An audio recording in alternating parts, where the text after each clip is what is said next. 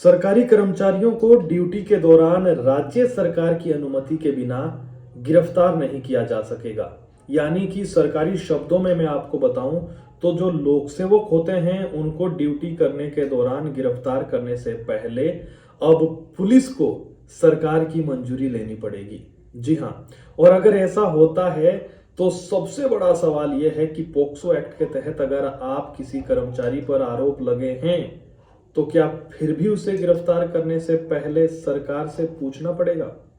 कर्मचारी पर अगर रिश्वत लेने के आरोप लगते हैं, जो सबसे ज्यादा लगते हैं, जबरन वसूली के अगर आरोप लगते हैं, बलात्कार करने के आरोप लगते हैं, इतना ही नहीं हत्या जैसे संगीन आरोप अगर लगते हैं, तो क्या फिर भी आरोपी को बचने का समय देते हुए पुलिस सरकार की परमिशन लेने जाएगी? अगर आपके मन में भी ये सवाल है तो हमें लगता है कि इन सवालों के जवाब सुनकर आपको जाना चाहिए, क्योंकि इन बातों में कितनी सच्चाई है वो भी हम आपको बताएंगे। फिलहाल आपको बता दें कि जो शीतकालीन सत्र चल रहा है या खत्म हो गया है, सुक्खू सरकार ने पुलिस अधिनियम में संशोधन विधेयक पास कर दिया है। उसमें अब एक्ट में संशोधन के बाद क्या हुआ कि किसी भी सरकारी कर्मचारी को सरकारी कार्य के सिलसिले में गिरफ्तार करने से पहले पुलिस को सरकार की इजाजत लेनी पड़ेगी। ऐसा मोटा माटी खबरें अभी प्रकाशित हो रही है। जाहिर है जो सरकार का चहेता होगा उस पर सरकार का हाथ रहेगा, तो अगर ऐसा होता है तो जाहिर है पुलिस भी हमारी कमजोर हो जाएगी, भ्रष्टाचार की जड़ें मजबूत होगी। ये बात भी हमें समझनी पड़ेगी, और जो भ्रष्ट अधिकारी है उनको बचने का पूरा समय मिलेगा। लेकिन रुक जाइए, क्योंकि और ज्यादा हम नकारात्मक परिणाम आपके दिमाग में डालें उससे पहले आपको बता दें कि फिलहाल ये सब पुख्ता तौर पर नहीं कहा जा सकता, क्योंकि इस मसले पर एसओपी बनाई जाएगी, तब जाकर ये पूरी स्थिति स्पष्ट हो पाएगी।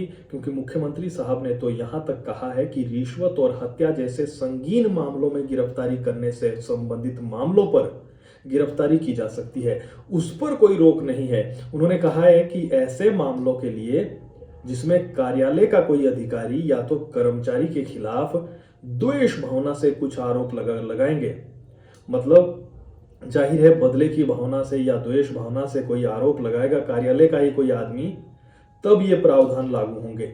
और उनका ये भी कहना है कि इसमें एसओपी बनेगी जिसमें तमाम स्थिति स्पष्ट होगी।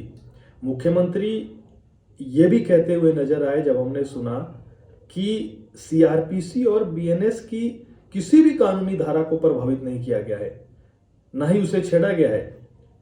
मुख्यमंत्री ये भी कहते हैं कि जो अपराध करेगा उस पर कानून के मुताबिक ही एक्शन होगा। विपक्ष ने जरूर इसका विरोध किया जब हमने ये जो है पूरा घटनाक्रम देखा, लेकिन सरकार तो सरकार है, वहां किसकी चलती है। अब एसओपी में क्या होगा ये तो आने वाला वक्त बताएगा, लेकिन फिलहाल सबसे बड़ा सवाल यह है कि पुलिस एक्ट में संशोधन की क्या जरूरत